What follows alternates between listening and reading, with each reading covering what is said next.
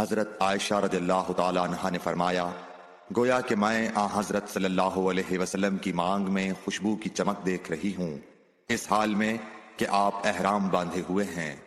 صحیح بخاری۔ ام المومنین حضرت عائشہ صدیقہ رضی اللہ عنہا نے فرمایا کہ رسول کریم صلی اللہ علیہ وسلم جنابت کا غسل کرتے تو پہلے اپنے ہاتھوں کو دھوتے اور نماز کی طرح وضو کرتے، پھر اپنے ہاتھوں سے اپنے بالوں کا خلال کرتے، اور جب یقین کر لیتے کہ جسم تر ہو گیا ہے تو 3 مرتبہ اس پر پانی بہاتے، پھر تمام بدن کا غسل کرتے۔ حضرت عائشہ رضی اللہ تعالی عنہا نے فرمایا کہ میں اور رسول کریم صلی اللہ علیہ وسلم ایک برتن میں غسل کرتے تھے، ہم دونوں اس سے چلو بھر بھر کر پانی لیتے تھے۔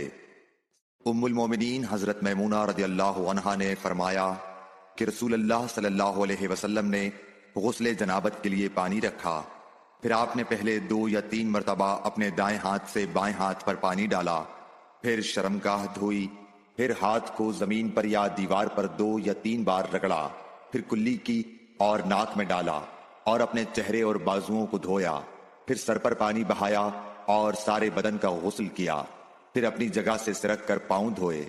حضرت میمونہ رضی اللہ عنہا نے فرمایا کہ میں ایک کپڑا لائی تو آپ نے اسے نہیں لیا اور ہاتھوں ہی سے پانی جھاڑنے لگے۔ حضرت ابو ہریرہ رضی اللہ تعالیٰ عنہ سے روایت ہے کہ نماز کی تکبیر ہوئی اور صفیں برابر ہو گئیں، لوگ کھڑے تھے کہ رسول کریم صلی اللہ علیہ وسلم اپنے حجرے سے ہماری طرف تشریف لائے۔ جب آپ مصلی پر کھڑے ہو چکے تو یاد آیا کہ آپ جنبی ہیں، بس آپ نے ہم سے فرمایا کہ اپنی جگہ کھڑے رہو، اور آپ واپس چلے گئے۔ پھر آپ نے غسل کیا اور واپس ہماری طرف تشریف لائے تو سر سے پانی کے قطرے ٹپک رہے تھے۔ آپ نے نماز کے لیے تکبیر کہی اور ہم نے آپ کے ساتھ نماز ادا کی۔ Like, share and subscribe for more videos.